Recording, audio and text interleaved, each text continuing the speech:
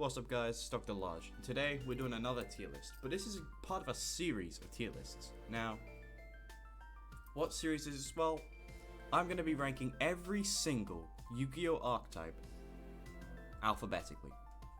Now, today we're starting with the letter A. As you can see down here, we've got things like Atlanteans, Amazonis, Artifact, Alien. But I intend to go through all of them that have at least like 6 archetypes. Obviously stuff like Q has 1 archetype. I'm not going to rank down the ton. So I'm going to go through every single letter that I can, rank all of them, and then I'm going to do a probably like 10-part series of ranking every single archetype all together in one big tier list just for you guys. But without further ado, let's get into this. First of all, we've got ABC, which is an instant S tier. Unfortunately, this is including the A to Z, or Z, total alphabet.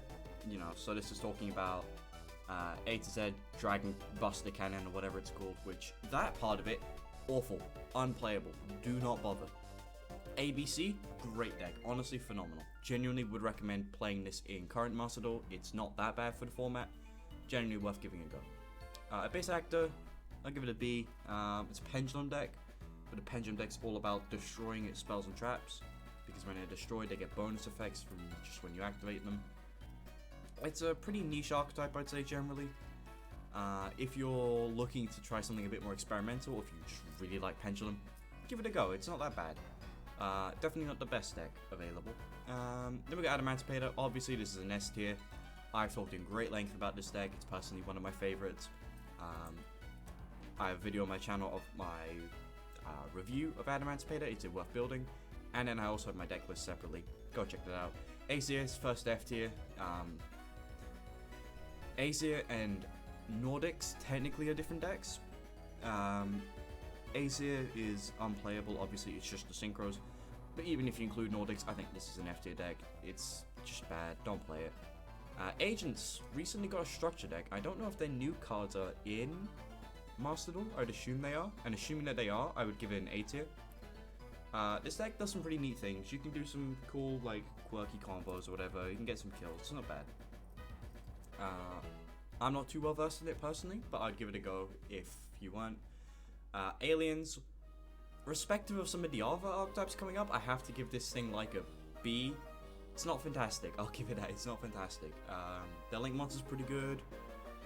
Overlord, the guy we have for the picture right here, pretty good.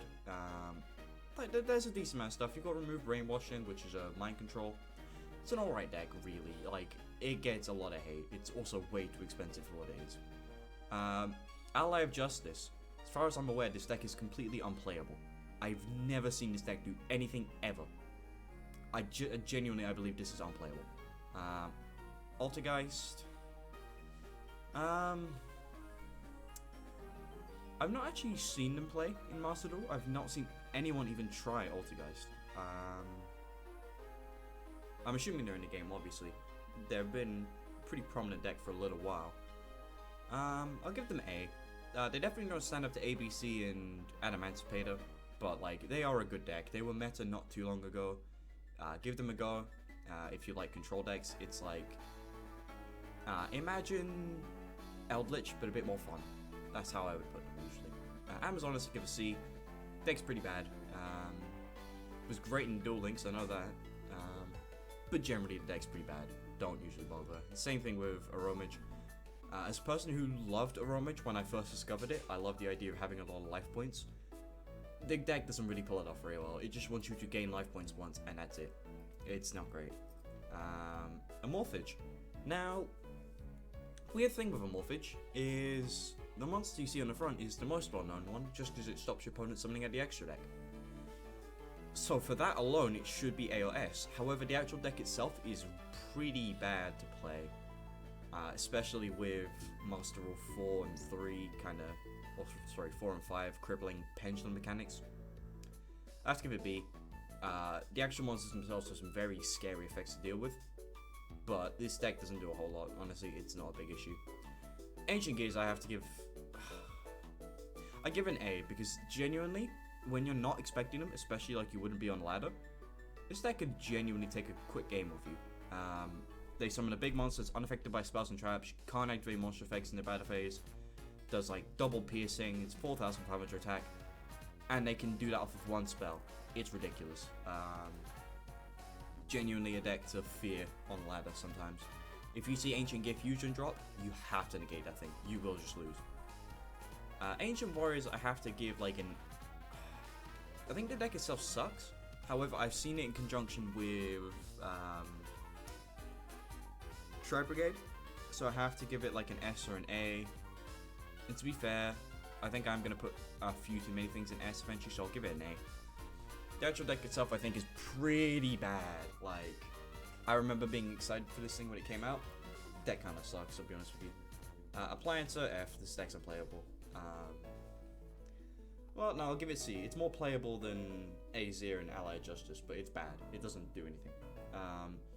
Aquaactress, I think, is completely based. I think this is an awesome deck. However, it sucks. If this deck didn't suck, I would honestly love to be playing it. Basically, it's just a bunch of non-once per turn monsters, or sorry, non-hard once per turn monsters that just do some searching, do some summoning. They've got a whole set of Aquarium cards, which are great for water archetypes, but generally this deck kind of sucks. Arcana Force should be F. However, there's one very, very, very, very niche thing that this deck can do, using the card that's representing the entire archetype, which is the world, where you can pseudo FTK your opponent. Pretty much what the world does. You can toss a coin or whatever. If you get hedged, you tribute 2 monsters, skip your opponent's next turn, which is kind of dumb. And that lets you OTK them, because technically it's not the first turn to duel, it is turn 3, however your opponent hasn't had a turn. It's ridiculous, kind of consistent. I think it's even more consistent now in Master Duel. But if you want to FTK, go play Pendulum. Archfiend, I'll give it a C. That kind of sucks, doesn't do much. On Dragon I will give an A, especially with their new support, which I believe is in Master Duel. This deck's kind of good. Yeah, it's got a lot of board wipes, it's got a lot of OTK potential. Genuinely a deck to be worried about. Artifact I have to give an S. Artifact, Sanctum, and Scythe literally make this deck on its own. Dagda, Scythe, just Scythe generally. Moral Attack's not bad. Moral Attack destroys most of your opponent controls when it's summoned. And also, I should mention, for those who don't know what Scythe does, basically your opponent's extra deck gets a big fat no on it. And kind of dumb. Yeah, I have to give artifacts that. On their own, they are unplayably bad.